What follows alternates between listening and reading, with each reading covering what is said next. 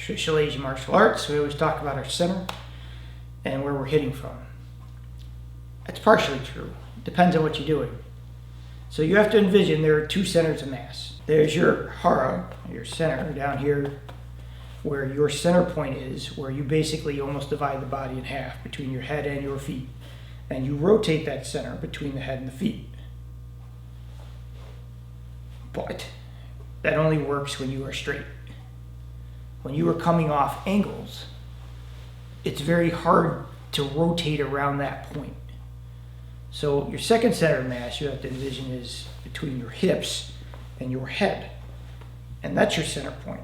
And so this is rotating like this. So you have a rotation between your hips and your shoulders. And this is your point of center. If I'm doing this, where I'm rotating through my hips, it is okay to be here. Especially if I'm trying to unroot somebody and I want to get under them and come from my center of mass. That's perfectly fine, there's nothing wrong with it. But fails when you get off angle. So let's say I got forced into an angle that required me to move. If I come from my hips, it's not going to end so well.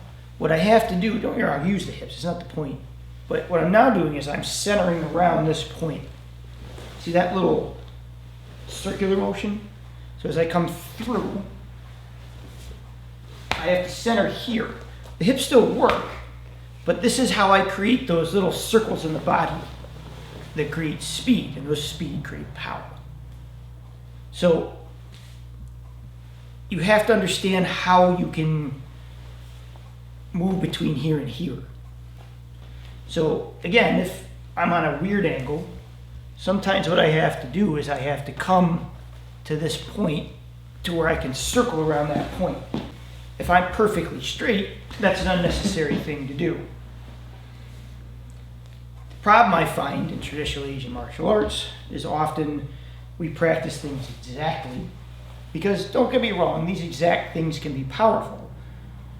But when you're in the middle of a fight and things are moving and shaking and you're evading and you're changing, you don't always get the luxury of making these perfect blocks into these perfect strikes because you think you're gonna. You get a guy who's really strong and aggressive and quick, you're gonna have to deviate into positions that are not ideal, and you have to come out of them. Don't get me wrong, if you click him and hurt him, then you come back to the positions you like, and you can use that mass the way you want, and that's fine. But you should know the top part too.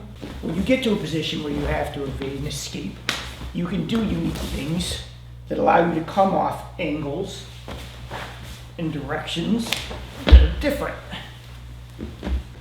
But the bottom line is, if you're just this guy, and you don't have the ability to move and rotate and escape, you're very limited.